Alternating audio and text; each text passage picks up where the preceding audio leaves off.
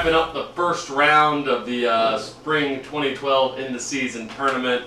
Thank you, Mr. Pena, filling in for Mr. Weldrock, popping a cap just when I start to talk. That's for you, Matty. Oh, yeah. We had the 8-10 game, free balling versus just kicking it. That sort of continued a trend of blowouts that began early in the day. It was a 9-0 win for free balling. A big turnaround. Maybe they were fired up by that 5-4 loss. It seems like forever ago now, but it was only 3-4 weeks ago when May 23rd. Yep, JKI. Okay, so about a month ago, JKI came up, snuck up on free balling, and scored a 5-4 win out there at Tab.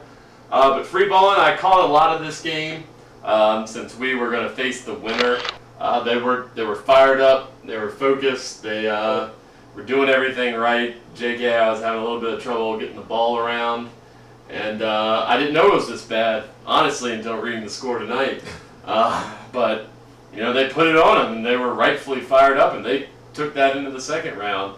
JKI, I don't know, they were missing people that night, or that morning. Usually a potent offense and a team that we had seen some good things from, but just sort of figuratively and literally laid an egg Saturday morning in a 9-0 loss.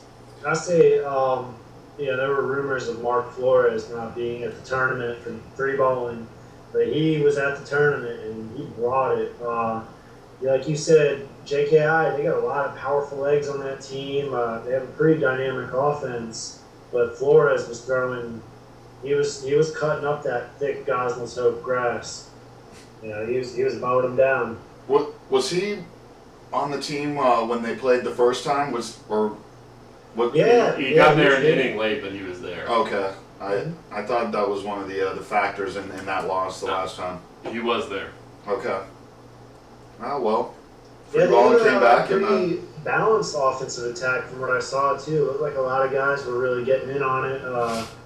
Tommy Zupke, their center fielder Chaz. I don't know his last name, but I saw him kick one pretty good.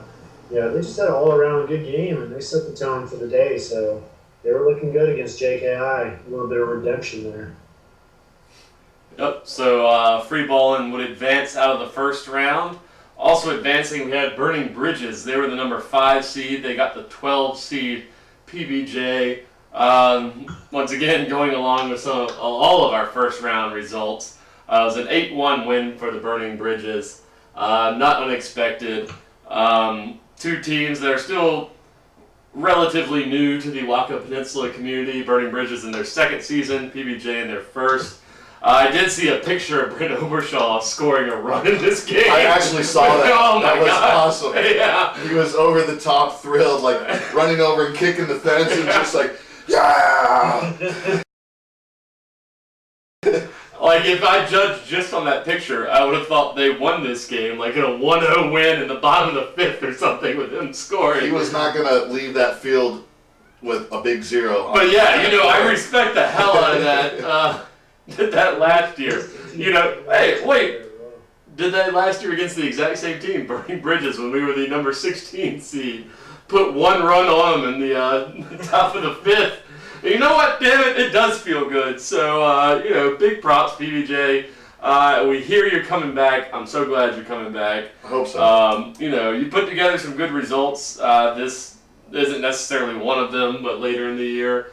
And by God, if that guy is coming around 3rd for home, I'll think twice about getting in his way. There was no stopping that guy, man. I looked out of the corner of my eyes and I just saw like a blur, a streak of denim, just huffing it.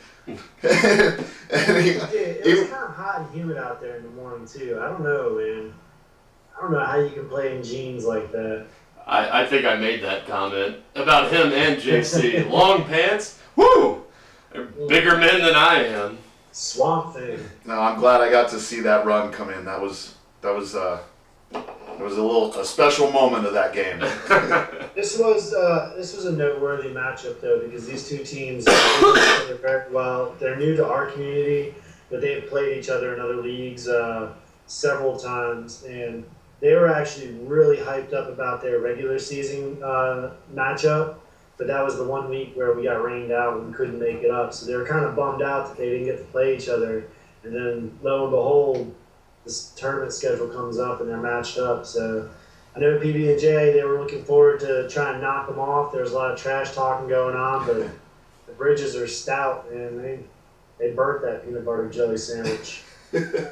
Still ate that. Oh, and then finishing out the All right, also in the first round. I'm sorry, not finishing it out. The number 7 seeded Chubby Gangsters took on the number 10 seed Battlestar. These were two teams headed in completely opposite directions as the season sort of ended. Brent sporting the CG koozie. Yep, he's got his Chubby Gangster throwing out there. And he's repping the Chubby Gangsters right now. Chubby Gangsters did not rep so well in this game. The Battlestar came out and just put it on the him. woodshed. Yeah. Keith, your woodshed no longer belongs to you. Mr. Tapley and Mr. Karazitas have set up a tent behind your woodshed. And they're still back there chopping wood. There's a little Greek flag hanging over the door. But I know the CGs were missing Neil Patrick Harris, their leadoff man, which is a crucial part of the lineup to be missing, and some other players. But this just sort of continued a trend that Battlestar had been riding for the last 2 to 3 weeks. I saw this game. They were putting the ball everywhere in the outfield. They were getting on base. Just an overwhelming assault for the Gangsters. Couldn't slow it down, and Battlestar would move on to the second round. Yeah, I was surprised that this one wasn't more competitive. I think Chubby Gangsters, I don't know what happened. They lost a little bit of steam at the end. They finished the regular season on a 3-game losing streak, and then they came out and kind of were a little bit flat against Battlestar. Yeah, I tell you, George and Andy had those guys ready to play, though. They came out. They were hyped up. They were energetic. They were flying all around the bases. It was just too much for the Gangsters to handle. Good stuff. I mean, Battlestar was definitely a hot team going in here. So, like you said, over their last 4 games, they went 3-0-1, and then that one tie was against JFK. And, we saw what they did today. So, I mean, that's pretty damn impressive showing for them. They came on. And you always want to peak at the end. And speaking of JFK, they had a first-round game. They were the number 4 seed. So they got the number 13 seeded Jaggernauts, which everyone else here had been losing faith in over the past couple of weeks. But you know who held strong? This guy right here. I wish you could see me right now. But this guy, give me some love.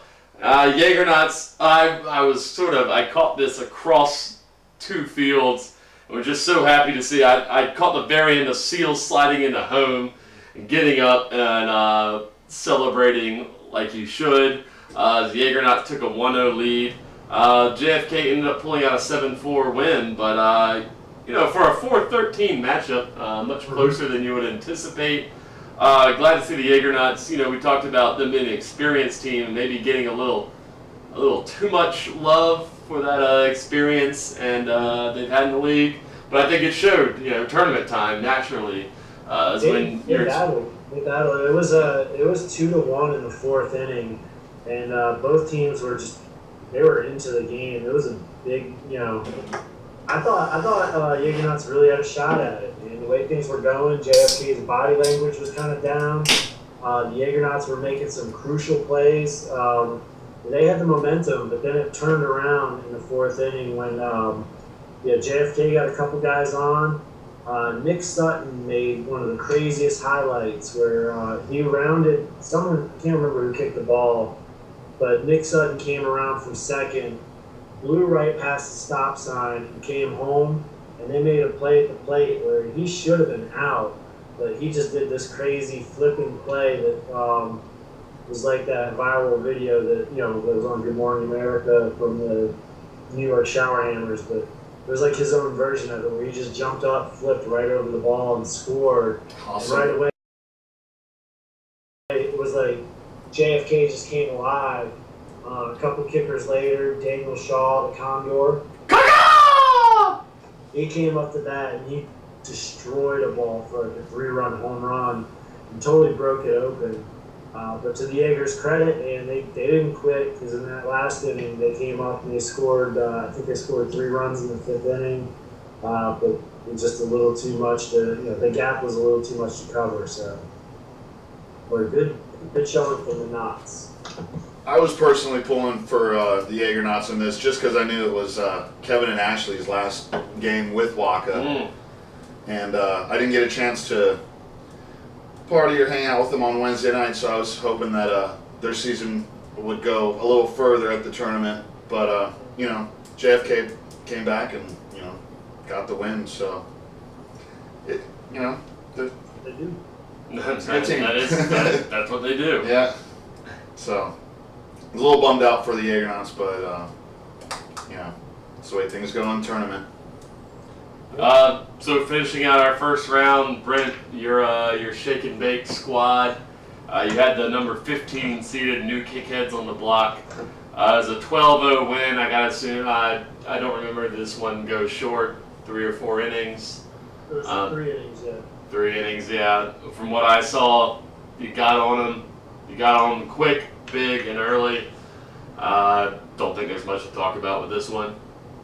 Yeah, Kickheads showed up right at game time.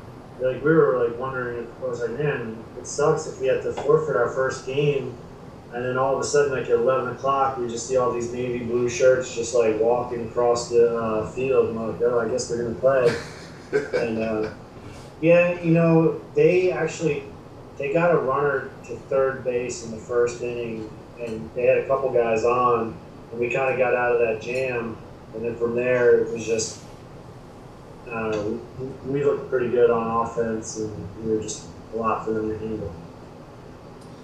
Yep, so that pretty much wraps up the first round, I guess. That is the first round of the Spring 2012 end-of-season tournament.